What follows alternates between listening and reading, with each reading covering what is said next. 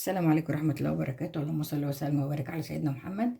ان شاء الله النهارده هعمل لكم بطاطا بطريقة حلوة قوي هتعجبكم. وعندي بطاطا زي ما انت عايزة بقى 2-3 على قد اسرتك، وسلقتهم خلاص. وعندي هنا كريم كراميل باكوين، وعندي قشطة علبتين،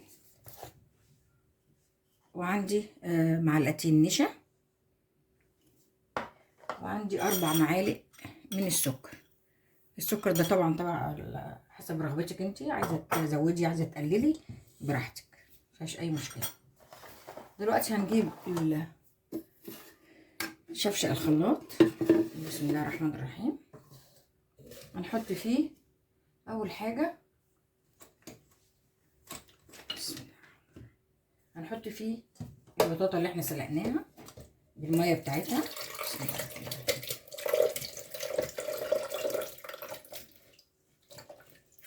طبعا حسب ما انت عايزه، تحطي 2 تحطي 3، الكميه اللي انت عايزاها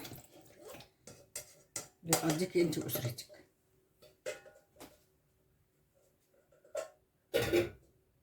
بعد كده هنحط اللبن، لتر من اللبن. بسم الله الرحمن الرحيم.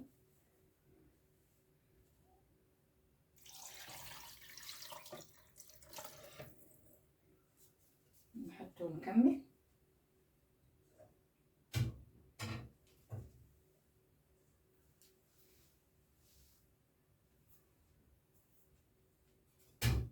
وهنا اللبن هيبقى كتير، ممكن نقلب بس عشان الضرب، وبعد كده بعد ما نكون المكونات التانية نحط عليها اللي احنا عايزين، نكمل باللبن اللي احنا عايزين.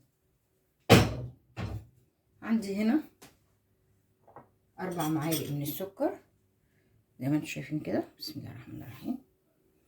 طبعا السكر زي ما انت عايزة. عندي هنا القشطة دي مش هنعملها دلوقتي.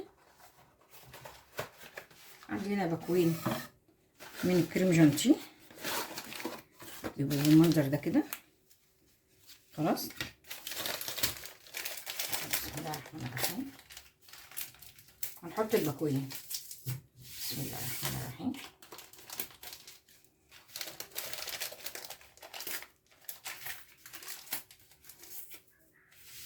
بالشكل ده كده. نخلي دول على جنب، اقول لكم هنستعملهم في ايه. ونضرب ونحط خلاص كده نضربهم مع بعض في الخلاط.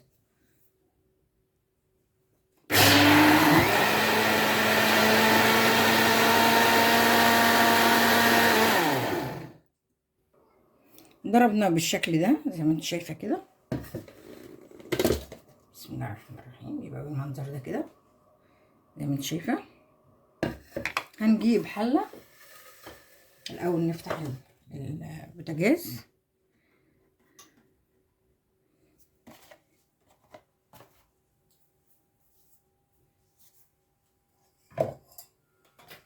هنجيب حله وننزل عندنا بالخليط اللي احنا عملناه. بسم الله الرحمن الرحيم. ننزل بيه كله.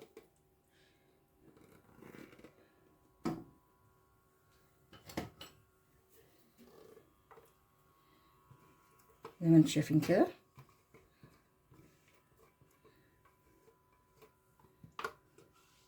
مخليش حاجه خالص.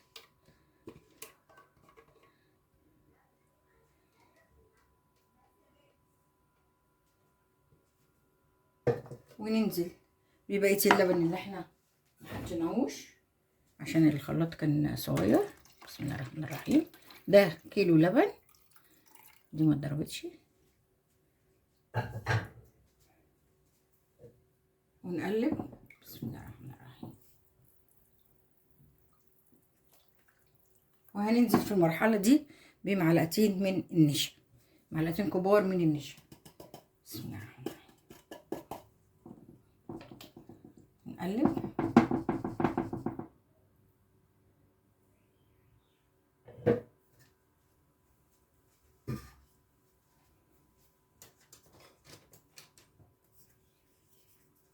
بسم الله الرحمن الرحيم.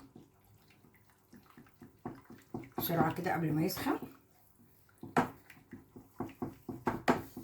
ممكن في المرحلة دي تدوقيه، لو عايز سكر تحطيله. بسم الله الرحمن الرحيم. كده بسرعة كده عشان النشا ما كلكعش، تقدروا تدليها ضربة كده. بسم الله الرحمن الرحيم. وهنخليه على النار لحد ما القوام بتاعه يتقل. هقول لكم هنعمل ايه بعد كده. على ما الخليط بتاعنا يتقل نجيب صينيه ونحط فيها ده العسل اللي كان مع الكراميل. بسم الله الرحمن الرحيم.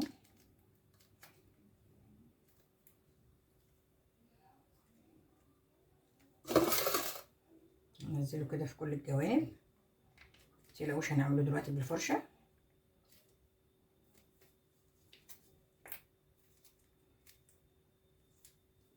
ونعمل كيس التاني برضو. بسم الله الرحمن الرحيم. عايزه تعملي انت كراميل بالسكر مفيش مشكله، تحطي كوبايه سكر على النار من غير ميه من غير اي حاجه خالص، وتعمليها كراميل مفيش اي مشكله. عايزه تحطي الاكياس دي برضو مفيش مشكله، عادي اي حاجه انت عايزاها ممكن تمشي. ولو ما عندكيش كاستر ممكن تحطي 3 معالق من لو ما عندكيش كريم كراميل ممكن تستغني عنه بكاستر وتحطي وتعملي العسل زي ما انا قلت لك كده بدل الكراميل. نمشي كده. بسم الله الرحمن الرحيم كده.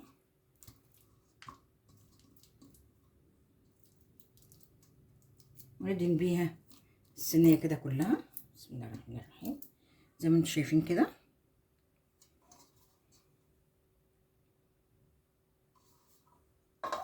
هقول لكم هنعمل ايه بعد كده. انا هنا بالشكل دوت تقل زي ما انتم شايفين كده. بصوا عاملين ازاي. انا هنا بصوا تقل ازاي بقى بالمنظر ده كده شايفينه. انا في المرحله دي هحط القشطه. بسم الله الرحمن الرحيم. عايزه بقى تجيبي كريمه لبانه مفيش مشكله، عايزه تجيبي اي نوع قشطه انت عايزاه مفيش مشكله، بس الكريمه اللباني صراحه دلوقتي بقى اسعارها مبالغ فيها، فنقضي باي حاجه. لو قشطه لبن برضو تمشي مفيش مشكله، لو عندك لبن تشيلي القشطه بتاعته تمشي برضو مفيش مشكله اللي انت عايزاه.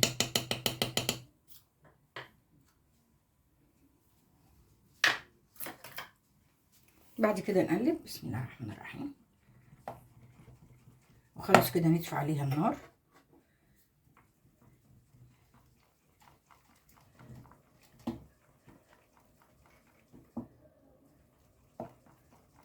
خلاص كده قلبنا القشطه وقلبنا كل حاجه. هنعمل ايه دلوقتي؟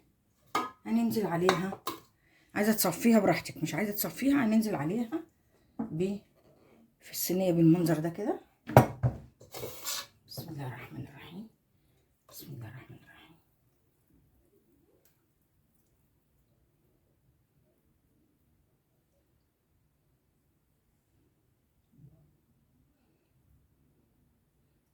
زي ما انت شايفه كده. بسم الله ما شاء الله.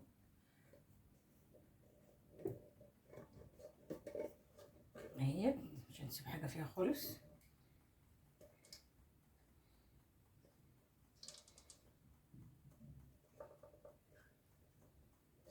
زي ما انت شايفه كده.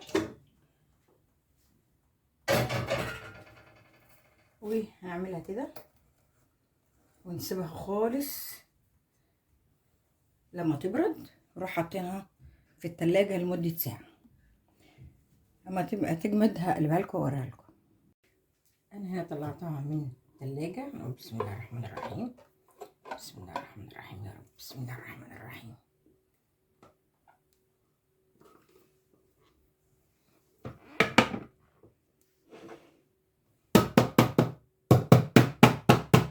بسم الله الرحمن الرحيم.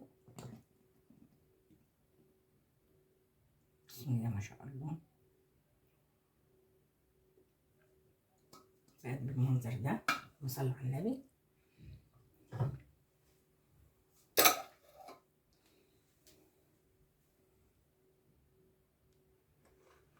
بقت بالمنظر ده كده، شايفينها؟ بسم الله ما شاء الله. بعد ما طلعت